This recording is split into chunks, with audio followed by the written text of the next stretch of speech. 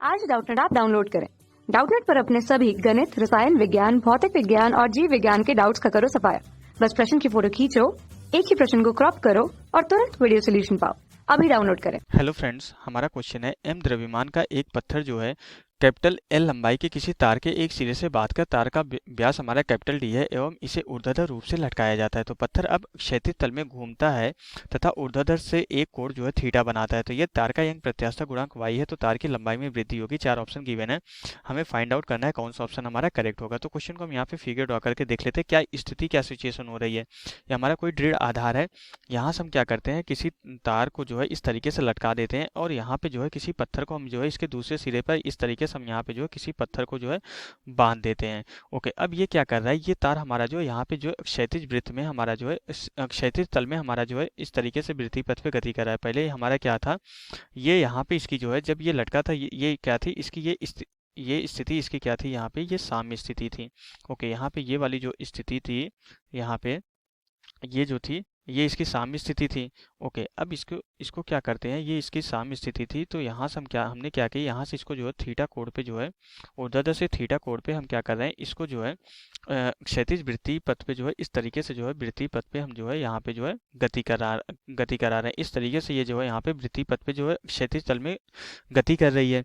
तो अब इसके बाद यहाँ पे हमारा क्या सिचुएशन होगी, अगर हमें तार की लंबाई में वृद्धि कैलकुलेट करनी है तो इसके लिए क्या होता है कि यहाँ पे इसका यंग प्रत्यास्थ गुणांक y गिवन है। तो यंग प्रत्यास्थ गुणांक y इक्वल टू हमारा क्या होता है, ये प्रतिबल डिवाइडेड बाई विकृति के बराबर होता है। प्रतिबल डिवाइडेड बाई क्या होता है, हमारे विकृति के बराबर होता है। हम ये फॉर्मूला क्यों यूज कर रहे हैं, क्योंकि हमें जो है तार की लंबाई में वृद्धि कैलकुलेट करनी है और विकृति में हमारा जो है तार की लंबाई में वृद्धि इंक्लूड होगा।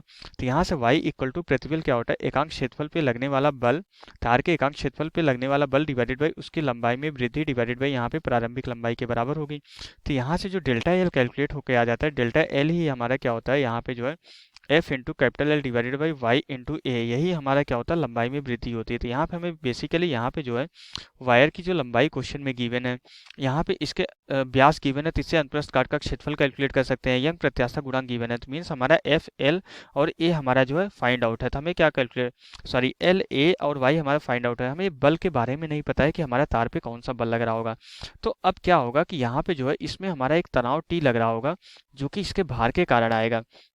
यहाँ पे हमारा जो है इसका जो है इस गोला का भार हमारा इस डायरेक्शन में लगेगा।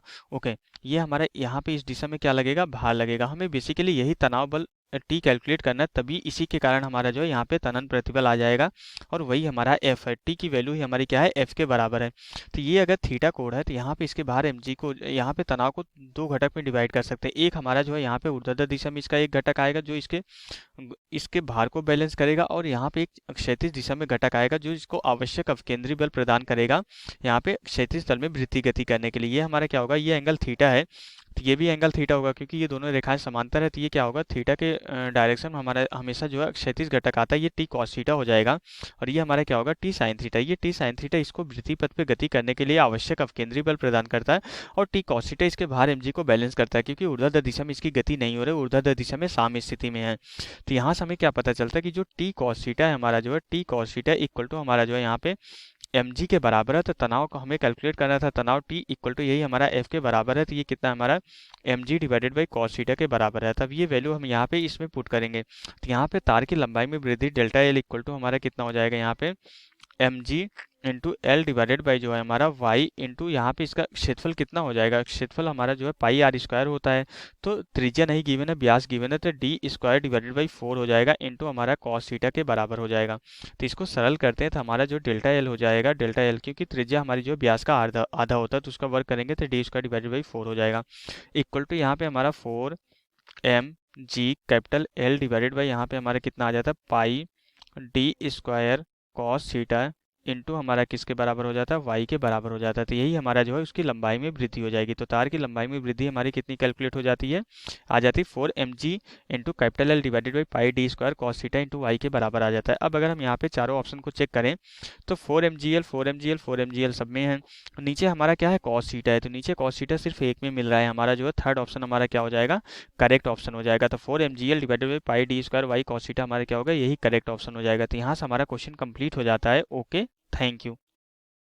कक्षा 6 से 12वीं से लेकर नीट, IIT, JEE वो एडवांस के लेवल तक 1 करोड़ से ज्यादा छात्रों का भरोसा। आज ही डाउनलोड करें डाउटनेट ऐप या व्हाट्सएप करें अपने सारे डाउट्स 8400 400 400 पर।